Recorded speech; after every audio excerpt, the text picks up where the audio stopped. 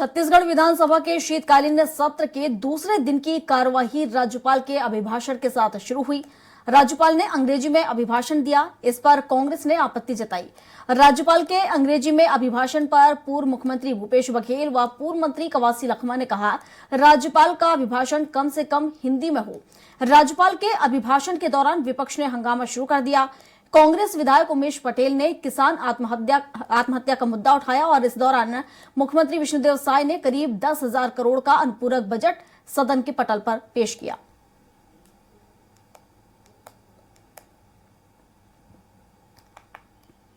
तो रायपुर से आपको खबर बता रहे हैं, जहां विधानसभा सत्र चल रहा है। आपको बता दें, छत्तीसगढ़ विधानसभा सत्र आज इसका दूसरा दिन है और दूसरे दिन की कार्यवाही राज्यपाल के अभिभाषण के साथ शुरू हुई, लेकिन राज्यपाल के अभिभाषण में हंगामा भी देखने को मिला। जिस तरीके से आपको बता दें कि यहां पर राज्यपाल विश्वभूषण हरिचंदन ने जो भाषण यहां पर दिया, वो अभिभाषण अंग्रेजी भाषा में था, जिसके चलते विपक्ष के लोगों ने इस पर सवाल भी उठाया। कांग्रेस के लोगों ने सवाल उठाया कि कम से कम जो अभिभाषण दिया जा रहा है, कम से कम वो हिंदी में हो, ताकि यहां पर सभी लोगों को यहां पर समझ में आ सके। और इसी को लेकर हंगामा यहां पर देखने को मिला।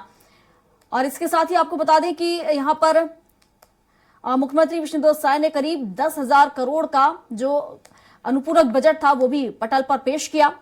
तो काफी गहमा गहमी का माहौल यहां पर देखने को मिला अभिभाषण के दौरान। हालांकि यहां पर आपको बता दें कि कवासी लखमा और पूर्व सीएम भूपेश बघेल ने भी सवाल उठाए अभिभाषण को लेकर। और इसके अलावा कांग्रेस विधायक उमेश पटेल ने भी किसान आत्महत्या का मुद्दा यहां पर उठाया। तो राज्यपाल के अभिभाषण के दौरान विपक्ष का हंगामा यहां पर देखने को मिला। काफी गहमा गहमी का माहौल यहां पर बन गया। तो आपको बता दें कि यहां पर अनुपूरक बजट को लेकर अब कल इसमें चर्चा की जाएगी, लेकिन आज की जो शुरुआत हुई दूसरे दिन की सदन की, तो राज्यपाल के अभिभाषण के साथ हुई तो, लेकिन इस अभिभाषण में कहीं ना कहीं हंगामा देखने को मिला। हंगामा की स्थिति बन गई। विपक्ष ने इसको लेकर हंगामा खड़ा किया। आपको बता दें कि राज्यपाल ने अभिभाषण अंग्रेजी में दिया, जिसके चलते यह हंगामा यहां देखने को मिला। और इस पर ज्यादा जानकारी के साथ दिलीप शाहू हमारे साथ हमारे सहयोगी जुड़ चुके हैं। दिलीप से ही जान लेते हैं। दिलीप, बताया जाए जिस तरीके से विधानसभा की आज दूसरे दिन की कार्यवाही थी और यहां पर भी अभिभाषण के दौरान हंगामा देखने को मिला, क्या कुछ स्थितियां रही? जी बिल्कुल प्रियंका, क्योंकि आज विधानसभा सत्र की दूसरा दिन था और दूसरे दिन राज्यपाल का अभिभाषण हुआ। अभिभाषण क्योंकि अंग्रेजी में था, तो अंग्रेजी को लेकर बहुत सारे जो सदस्य हैं विपक्ष के, उन्होंने सवाल खड़ा किए कि बहुत सारे जो सदन के सदस्य उनको अंग्रेजी समझ नहीं आती। इसके अलावा जो प्रदेश की जनता है। Hello hello check, hello hello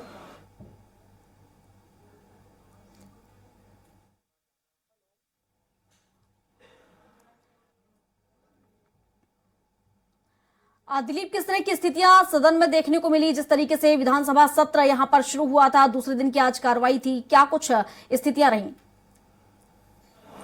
जी, आज छत्तीसगढ़ विधानसभा का दूसरा दिन था सत्र का और दूसरे दिन राज्यपाल का अभिभाषण हुआ। अभिभाषण क्योंकि अंग्रेजी में था, इसको लेकर कहीं न कहीं सवाल खड़ा किए गए और विपक्ष ने इसको लेकर हंगामा किया कि अंग्रेजी में जिस तरह से भाषण हो रहा है, तो उससे न तो बहुत सारे जो सदस्य हैं सदन के उनको समझ आ रहा है, ना छत्तीसगढ़ की जनता को समझ आ रहा है। तो उन्हें ये भी सवाल उठाया। साथ ही साथ जिस तरह से अभिभाषण में जो बातें रखी गई थी, खास करके जो 2 साल के बोनस देने की तो बात कही गई थी, लेकिन किसानों के कर्ज माफी को लेकर जो 3100 रुपए धान खरीदी को लेकर जो बातें नहीं थी, इसको लेकर सवाल खड़ा किए। इसके अलावा अन्य चीजों को लेकर लगातार सवाल उठाते रहे और इसको लेकर पूर्व मुख्यमंत्री भूपेश बघेल ने जिस तरह से बातें रखी, उनका कहना है कि जो अंग्रेजी में क्योंकि राज्यपाल का जो भाषण है वो राज्य की आईना होता है, तो ऐसे में जो जिस तरह से भाषण आई है और जिस तरह की बातें कही गई, उसमें बहुत सारी चीजों का अभाव नजर आता है। खास करके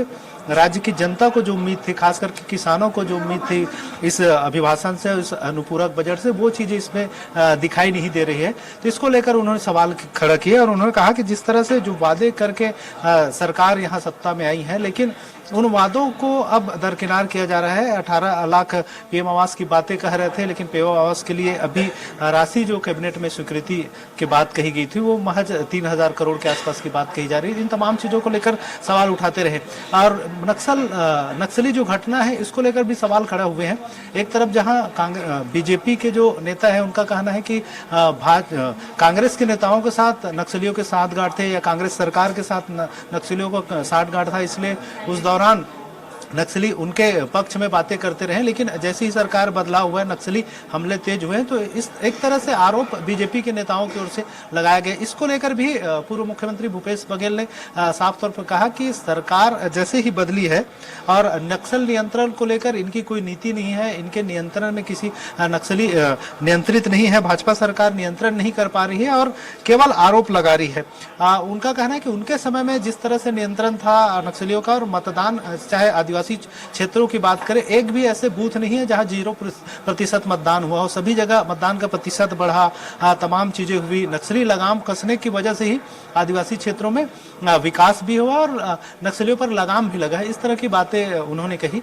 हालांकि जो उमेश पटेल है जो पूर्व मंत्री रहे हैं, कांग्रेस के सदस्य हैं, उन्होंने एक बातें कही कि जिस तरह से मंत्रिमंडल में देरी हो रही है उसको लेकर उन्होंने सवाल उठाया। उनका कहना है कि जो मंत्रिमंडल में देरी की वजह यह है कि जो मुख्यमंत्री विष्णुदेव साय कठपुतली की तरह काम कर रहे हैं, वो दिल्ली और नागपुर के रिमोट कंट्रोल से संचालित हो रहे हैं। इस तरह के उन्होंने बातें कही। उनका कहना है कि जो चीजें यहाँ होकर तय होना चाहिए वो हर बात के लेकर दिल्ली जा रहे हैं, तो कुल मिलाकर वो कठपुतली की तरह काम कर रहे हैं। इस तरह के बड़े आरोप उन्होंने लगाए।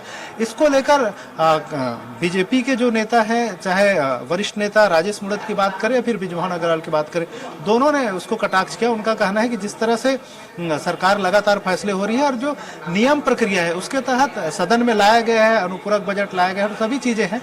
और एक मंत्रिमंडल की बात करें तो उसके लिए भी एक प्रक्रिया चलती है, सभी लोगों से राय मशुरा किए जाते हैं, उसके बाद फिर उसमें फैसले होंगे। तो बहुत ज्यादा देर नहीं हुआ है, धीरे से उस पर भी अमल होगा और बहुत जल्दी ही मंत्रिमंडल का भी गठन हो जाएगा। तो इसको लेकर जिस तरह से आरोप लगा रहे हैं उसको उस पर उन्होंने सवाल खड़ा किए।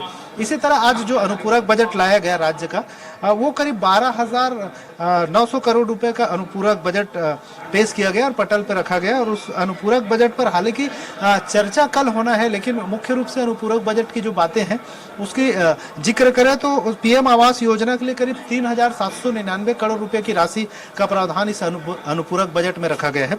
इसके साथ ही साथ महतारी वंदन योजना के लिए 1,200 करोड़ रुपए की राशि का प्रावधान किया गया है। और धान के 2 साल के बोनस, जो रमन सरकार के समय धान का बोनस रुका हुआ था करीब 13 लाख किसानों का, उसके लिए 3,800 करोड़ रुपए का प्रावधान इस अनुपूरक बजट में किया गया है। साथ ही साथ जो भूपेश सरकार के समय जो संचालित है बेरोजगारी भत्ता, उसको लगातार कंटिन्यू करने के हिसाब से उसमें भी 2500, उसके लिए भी 2500 करोड़ रुपए का प्रावधान इस अनुपूरक बजट में किया गया है। इस तरह से तमाम जो बातें हैं इस अनुपूरक बजट में जो भाजपा सरकार की जो योजनाएं हैं, घोषणाएं हैं, उसको क्रियान्वयन करने के लिए करीब 12,992 करोड़ रुपए से अधिक का अनुपूरक बजट पटल पे रखा गया है, जिस पर कल चर्चा होनी है। और चर्चा के दौरान ही इन तमाम चीजों दिलीप, देखने वाली बात होगी कि आखिर कल किस तरह से विपक्ष इन मुद्दों को यहां पर उठाएगा। फिलहाल शुक्रिया आपका तमाम जानकारियों के लिए।